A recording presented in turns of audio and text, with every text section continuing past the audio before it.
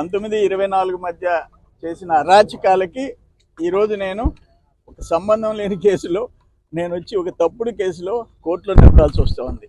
ఇవన్నీ ఫేస్ చేస్తాం.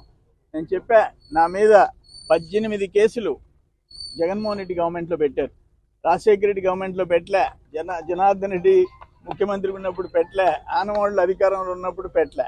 First time 18 కేసులు. ఈరోజు ఒక కేసుకి ముద్దాయిగా చేతులు పెట్టుకొని కోర్టులో నిలబడ్డా. ఏం కాదు, కోర్టులు ఉన్నాయి, న్యాయస్థానాలు న్యాయము చేస్తాయి, ఆడ పైన భగవంతుడు ఉన్నాడు. నేనేమంటానంటే ఈరోజు జగన్మోహన్ రెడ్డి పార్టీ వైసీపీ వెన్నుపోటు దినం అంట. అదేందో నాకు అర్థం కాదు. వెన్నుపోటు దినం అని పేరెత్తే అర్హత జగన్మోహన్ రెడ్డికి పార్టీకి ఉందా? లేదే. ఎటువంటిది? ఒక తండ్రి ముఖ్యమంత్రిగా ఉంటే, కాంగ్రెస్ పార్టీలో ముఖ్యమంత్రిగా ఉంటే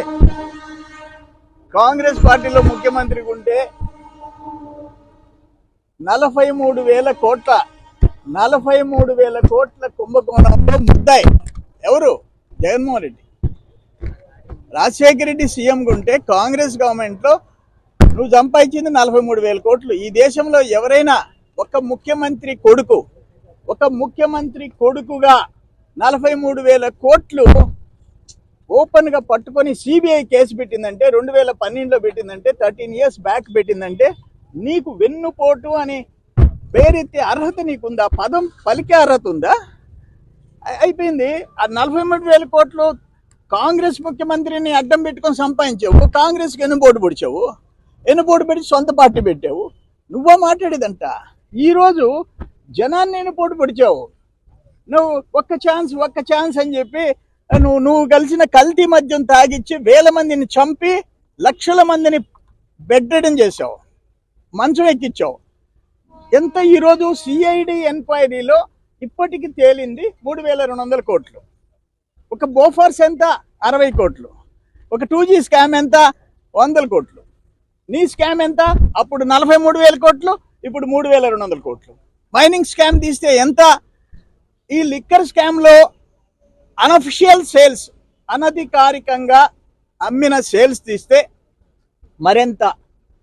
ఈరోజు నువ్వా వెన్నుపోటు దినం నడిపేది? జనాన్ని, రాష్ట్రాన్ని సర్వనాశనం చేసినోడివి. నీకొక్క ఛాన్స్ ఇస్తే రాష్ట్రాన్ని సర్వనాశనం చేసినోడివి. ఆఖరాన ఈరోజు పరిస్థితి ఏంటి? గంజాయి రౌడీ షీటర్స్ని ఈయన పోయి చూసి వస్తా అంట. హెడ్ కానిస్టేబుల్ని చంపబోయిన వాళ్ళని, 9-10 కేసులు ఉండేవాళ్ళని పోలీసులు కొడితే ఆయన నీ సొంత ఎంపీని అని చెప్పాడు. నీ సొంత ఎంపీ రఘురామకృష్ణరాజు గారు RRR చెప్పాడు, నన్ను 125 దెబ్బలు కొట్టారయ్యా, వీడియోలో చూస్తా కొట్టించాడు ఆయన జగన్మోహన్ రెడ్డి, వీడియోలో చూస్తా. ఆయన ఈరోజు వెన్నుపోటు దినమంట. అందుకనే ఇప్పుడు ఏంటంటే, మీరు పని చేయండి, వైసీపీ పార్టీ పేరు తీసేసి దొంగల పార్టీ అని పెట్టండి. రేపంటే వాళ్ళు టాప్ ప్రయారిటీ గంజాయి బ్యాచ్కి, రౌడీ షీటర్స్కి వైసీపీ టాప్ ప్రయారిటీ ఇస్తుందంట రేపు అధికారంలోకి వచ్చేదానికి. అది కూడా వాళ్ళ పార్టీలో చర్చ అంట. ఎందుకంటే నిన్న పోయి అడిపోయి చూసి వచ్చాడు సుధాకర్ బాబుని ఆ మాస్కులు అడిగిన దానికి ఒక దళితుడిని, డాక్టర్ని కొట్టి చంపితే వాళ్ళ కుటుంబాన్ని పరామర్శకు పోలే. అనంతబాబు డ్రైవర్ని, ఒక దళితుడిని, అనంతబాబు ఒక ఎమ్మెల్సీ సుబ్రహ్మణ్యం అనే దళితుడిని కొట్టి డిక్కులో వేసుకొని బాడీని ఆడ బారిస్తే ఆయన్ని ఈ రోజుకి నువ్వు పార్టీలోంచి దూరం పెట్టలే, వాళ్ళ కుటుంబాన్ని పరామర్శించలే. ఇక్కడ ఉదయగిరి నారాయణని లాకప్ డెత్ చేసి 40 మంది పోలీసులు పోయి ఆడ అడవిలో తగలబెట్టించి వచ్చారు.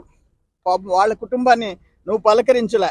అట్నే ఇక్కడ కరుణాకర్ ఒక పేజీ నిండా నీ వైసీపీ నాయకుల దుర్మార్గాల కోసం నేను బతకలేక సస్తున్నానని చెప్పి కావల్లో చచ్చిపోతే ఒక దళితుడు తమరు పట్టించుకోలే. ఇవన్నీ చేసిన పాపాలు ఆడబెట్టి ఈరోజు నువ్వు వెన్నుపోటు దినమని మాట్లాడే అర్హత వైసీపీకి ఉందా, జగన్మోహన్ రెడ్డికి ఉందా అంట. ఒక దుర్మార్గమైన పరిపాలన 5 ఏళ్లలో చూపించావు. ఈ దేశంలో, బహుశా ప్రపంచంలో అనేక దేశాల్లో ఒక సీఎం తండ్రి అయితే కొడుకు 43,000 కోట్ల దోపిడీ చేశారు ప్రజాధనాన్ని అని అటువంటి కేసుండే ముద్దాయి ఈ దేశంలో, ప్రపంచంలో ఎవ్వరు లేరు. నువ్వు మళ్ళీ ముఖ్యమంత్రి అయ్యి మళ్ళీ దోచుకుంటున్నావు 1000 కోట్లు. కానీ నిన్ను ఈరోజు ఆంధ్రప్రదేశ్ ప్రజలకి జూన్ 4 2024 స్వతంత్రం వచ్చింది. ప్రజాస్వామ్యం బతికింది, ప్రజాస్వామ్యం సచ్చుండింది, బతికింది.